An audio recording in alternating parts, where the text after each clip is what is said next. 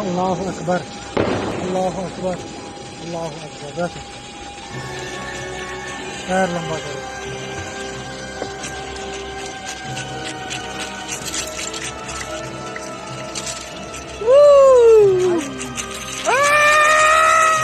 वो अल्लाहू अकबर ऐसे 3 बार बोला और फिर फायरिंग स्टार्ट हुई। अगर तूफान भी आता है हम बोलते हैं अल्लाह अकबर, हम मुसलमान है। பகல்காம் தாக்குதல் நடந்த இடத்துல ஒருத்தர் ஜிப்லைன்ல பயணம் செய்யறப்பயே ஒரு வீடியோ எடுத்திருப்பாரு. அந்த வீடியோல பின்னாடி தாக்குதல் நடத்துறதும் அதுல நிறைய பேர் சுட்டு விழக்கூடிய காட்சிகளையும் நம்ம பார்த்திருந்தோம். அது சமூக வலைதளத்துல ரொம்ப வைரலாவே அந்த வீடியோ பகிரப்பட்டது. அந்த ஜிப்லைன்ல பயணம் செஞ்சவர் ஒரு வீடியோ வெளியிட்டிருக்காரு. அதுல என்ன சொல்லியிருக்காருன்னா, ஜிப்லைன் ஆபரேட்டர் அல்லாஹு அக்பர்னு 3 முறை சொன்னதுக்கு அப்புறமா தான் தாக்குதல் நடக்குதுங்கிறதையே நான் கவனிச்சேன் அப்படின்னு அந்த வீடியோல அவர் பேசியிருக்காரு.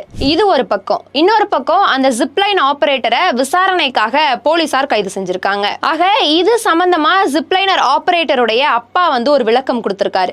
அதுல என்ன சொல்லியிருக்காருன்னா, பொதுவாவே இந்த அல்லாஹு அக்பர் அப்படிங்கிற வார்த்தையை நாங்க பயன்படுத்துவோம். அது மட்டும் இல்லாம என்னோட பையன் ஒரு ஜிப்லைன் ஆபரேட்டர். அப்ப அதுல பயணம் செய்யக்கூடியவங்க பயப்படாம இருக்கணுங்கிறதுக்காகவும் இந்த அல்லாஹு அக்பர் அப்படிங்கிற வார்த்தையை பொதுவா நாங்க சொல்றதுதான். என் பையனுக்கும் அந்த தாக்குதலுக்கும் எந்த சம்பந்தமும் இல்லைன்னு சொல்லி அவங்க அப்பாவும் ஒரு விளக்கத்தை கொடுத்திருக்காங்க. எந்த ஒரு விஷயமா இருந்தாலுமே முழுசான விசாரணைக்கு அப்புறம் தான் அதோடைய தீர்வு என்ன நடந்துச்சு அப்படிங்கிறது தெரியும்.